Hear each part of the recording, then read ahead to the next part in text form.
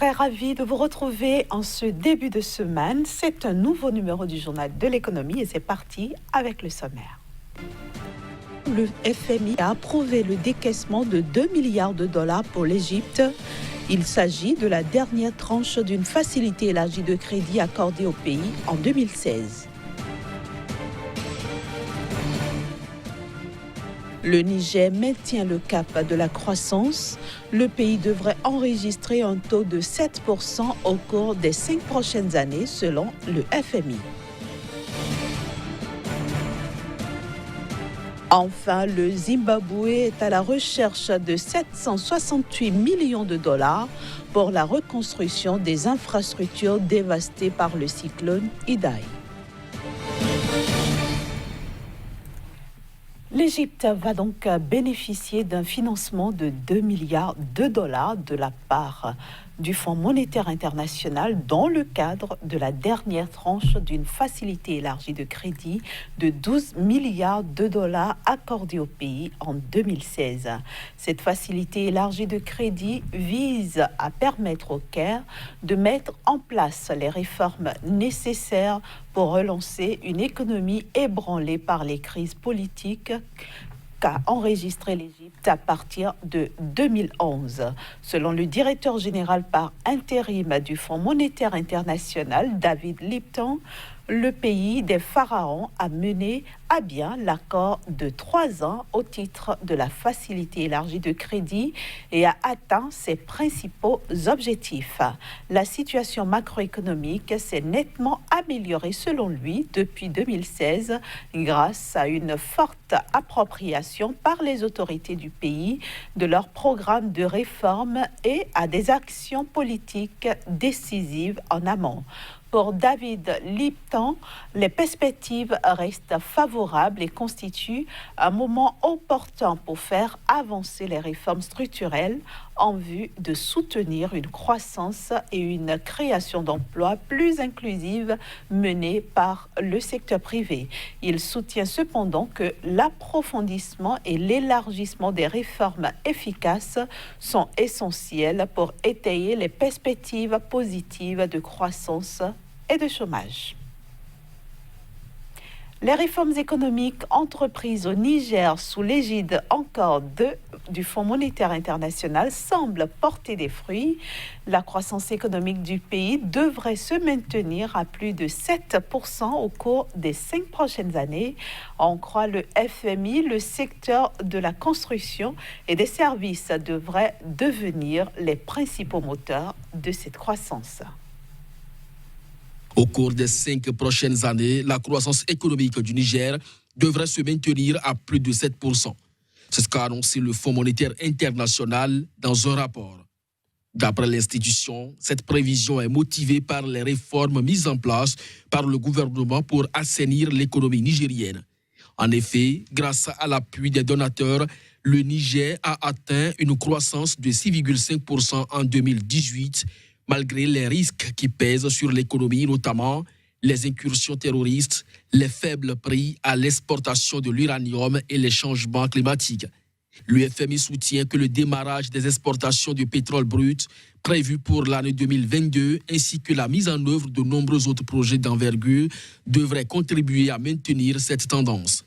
L'institution de Bretton Woods explique aussi que le secteur de la construction et des services devrait devenir les principaux moteurs de la croissance avec la montée en puissance de plusieurs grands projets tels que la rénovation d'aéroports, la construction du barrage de Kandadi, les activités du Millennium Challenge Corporation et une usine de ciment. Par ailleurs, un oléoduc vers la côte du Bénin devrait permettre au Niger de devenir un exportateur de pétrole brut et un producteur beaucoup plus important.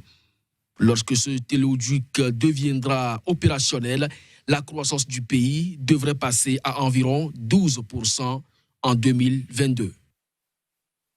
La Banque africaine de développement va décaisser 300 millions de dollars pour financer le commerce et le développement économique dans le marché commun de l'Afrique orientale et australe, COMESA.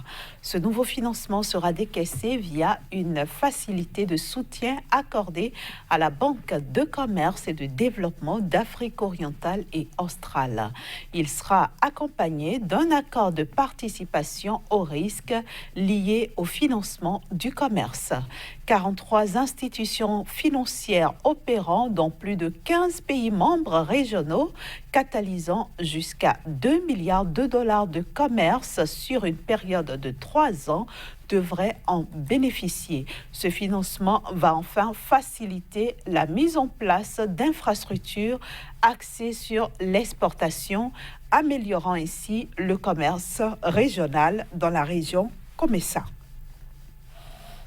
Et puis la Côte d'Ivoire et la Russie renforcent leur coopération dans plusieurs domaines. Selon les termes d'un référendum signé entre les deux parties, leurs échanges commerciaux devaient nettement s'améliorer. Le nouveau mémorandum signé entre la Côte d'Ivoire et la Russie vise à renforcer les échanges commerciaux entre les deux pays. Avec ce nouveau mémorandum, Abidjan et Moscou entendent aussi consolider leur coopération, entre autres dans le domaine de la sécurité, de la stabilité, de l'énergie, de l'industrie, de la lutte contre le terrorisme et de l'éducation notamment. Son annonce intervient dans un contexte de revitalisation progressive des relations entre la Russie et les pays africains. En effet, face à la concurrence chinoise, américaine et française, le pays des Tsars a entrepris depuis quelques années d'améliorer sa présence sur le continent. Le Zimbabwe, où la reconstruction des infrastructures dévastées par le cyclone Idai est évaluée à 768 millions de dollars. Cette cagnotte est principalement investie dans les districts de Chimanimani et de Chiping, qui ont été les plus touchés. Globalement, une dizaine de secteurs et 9 districts du pays sont concernés. Il faut préciser que près de 90% de l'ensemble des dommages concernent les secteurs du transport, de l'agriculture et du logement. Plus de 59 000 personnes ont également été déplacées vers des camps et des centres de transit en attendant d'être réinstallées. Une grande partie de ces personnes avaient déjà été rendues vulnérables par la sécheresse dans le pays. Voilà qui met un terme à la première partie de ce journal de l'économie. On se retrouve dans un court instant pour la suite. La suite, c'est Casimir Pédior. Bonjour à vous et bienvenue sur ce plateau. Bonjour Inès. Alors aujourd'hui, vous nous emmenez au Congo-Brazzaville et nous allons nous intéresser à l'investissement qui peut contribuer à une bonne croissance du PIB de ce pays.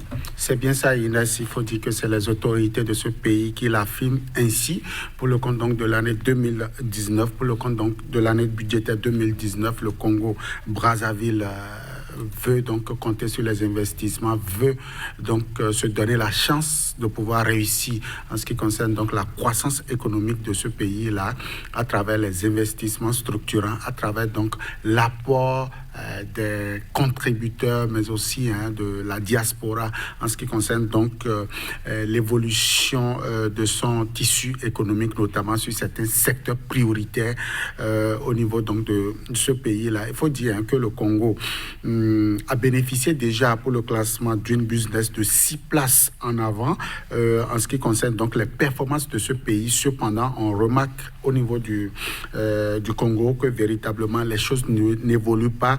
En effet, l'offensive économique qu'il fallait, l'offensive diplomatique et économique qu'il fallait donc pour relancer le secteur de la production, pour relancer donc les investisseurs, n'est pas au rendez-vous. Et ceci depuis quelques années, le Congo donc affiche une très mauvaise performance en ce qui concerne donc les investissements. Désormais, le gouvernement compte corriger donc cet état de choses, ce gap-là sur le marché international, mais aussi sous-régional. régional pour pouvoir donc relancer son économie. Et le gouvernement a pris donc la mesure des possibles pour véritablement faire venir sur son sol les investisseurs dans les domaines prioritaires. Alors concrètement, comment est-ce que le pays va s'en sortir?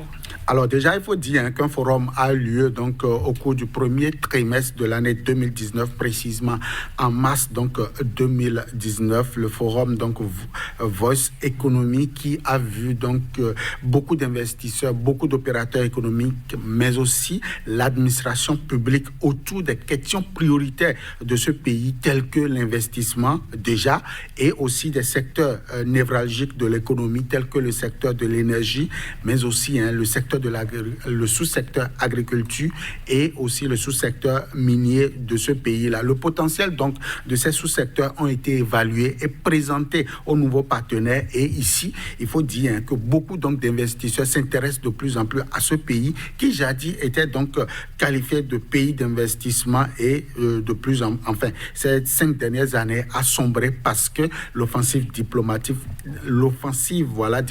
n'a pas accompagné les décisions politiques et désormais le Congo compte donc relever ce défi-là. Alors on sait que le pays a bénéficié d'un accord avec le FMI, un accord sur 3 ans, mais est-ce que cela va suffire pour relever un peu le niveau de vie des populations congolaises? C'est vrai, Inès, le 11 juillet donc, 2019, le FMI a répondu favorablement donc, à cette initiative à travers donc, son conseil d'administration, à travers donc, la revue annuelle. Le FMI donc, voudrait accompagner le Congo à travers une cagnotte financière de près de 500 donc, millions de dollars pour véritablement relancer l'économie de ce pays. Mais au regard des enjeux de développement, au regard des secteurs donc, prioritaires en ce qui concerne donc ce développement, il convient ici de dire que cette cagnotte financière ne pourra pas atteindre les objectifs. D'ailleurs, le FMI n'est pas le seul partenaire ici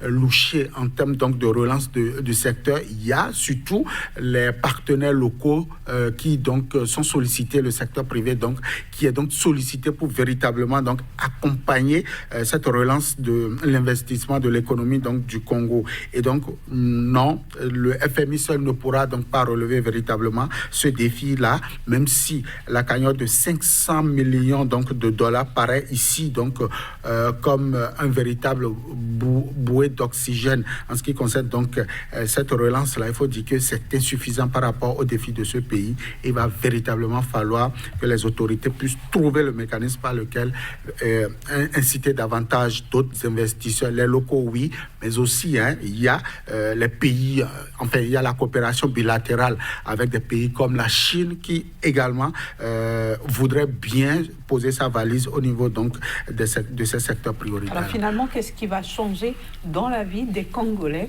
avec la relance économique de leur pays? Le taux d'emploi donc au niveau du Congo va changer ces 5 prochaines années.